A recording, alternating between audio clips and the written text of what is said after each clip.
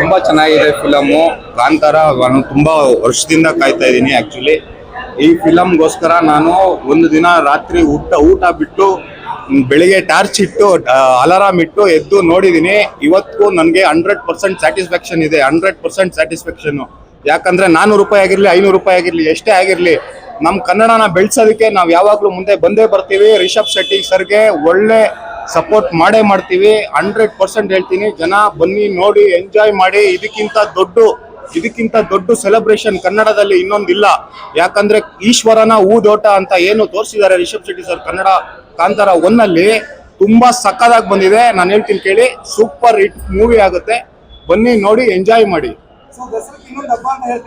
Sir. 100% ಹೇಳ್ತೀನಿ. ಈ ವರ್ಷ ವಿಜಯದಶಮಿ ಅನ್ನೋದು ನಮ್ಗೆ ಹಬ್ಬದ ಸಡಗರ. ಇವತ್ತು ಸ್ಟಾರ್ಟ್ ಆಯ್ತು. ನನಗೆ ಇವಾಗ ದಸರಾ ಸ್ಟಾರ್ಟ್ ಆಗಿದೆ.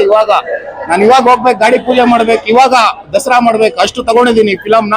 ನಿಜವಾಗ್ಲೂ ಬೊಂಬಟ್ಟಾಗಿ ಬಂದಿದೆ. ಎಲ್ಲ ವಿಜುವಲಿಟಿ ತೋರಿಸಿದ್ದಾರೆ. ಕಾಡು ಜನ ಆಗ್ಲಿ, ಅವರ ಸಂತತಿ ಆಗ್ಲಿ, ಅವರ ಆದಿವಾಸಿಗಳ ಒಂದು ನೆಲೆ ಆಗ್ಲಿ, ಎಲ್ಲ ಸಕ್ಕದಾಗಿ ತೋರಿಸಿದ್ದಾರೆ. ನಿಜವಾಗ್ಲೂ ಹೇಳ್ತೀನಿ, ಜನ ಬನ್ನಿ, ಎಂಜಾಯ್ ಮಾಡಿ. ನಮ್ಮ ಕನ್ನಡ ಸಿನಿಮಾನ ಸಪೋರ್ಟ್ ಮಾಡಿ. ರಿಷಬ್ ಶೆಟ್ಟಿ ಸರ್ಗೆ ಸಪೋರ್ಟ್ ಮಾಡಿ. ನೆಕ್ಸ್ಟ್ ಲೆವೆಲ್ ಕನ್ನಡನ ನೆಕ್ಸ್ಟ್ ಲೆವೆಲ್ ಬೆಳೆಸೋಣ, ಇಂಟರ್ನ್ಯಾಷನಲ್ ಲೆವೆಲ್ ಬೆಳೆಸೋಣ. ತಲೆ ಕೆಡ್ಸ್ಕೊಂಬಿಡಿ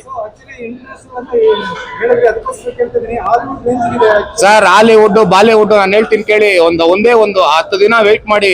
ಎಲ್ಲ ಹಾಲಿವುಡ್ ದೊಡ್ಡ ಸ್ಟಾರ್ಗಳು ರಿಷಬ್ ಶೆಟ್ಟಿ ಸರ್ಗೆ ಕಂಗ್ರಾಚುಲೇಷನ್ ಹೇಳ್ತಾರೆ. ಇದು ಒಂದು ದೊಡ್ಡ ಸಕ್ಸಸ್ ಆಗುತ್ತೆ. ಸಿನಿಮಾ ಇಂಡಸ್ಟ್ರಿ ಧೂಳಿ ಪಟ ಮಾಡ್ಬಿಟ್ರು ನಮ್ ರಿಷಬ್ ಶೆಟ್ಟಿ ಸರ್. ಸೂಪರ್ ಆಗಿದೆ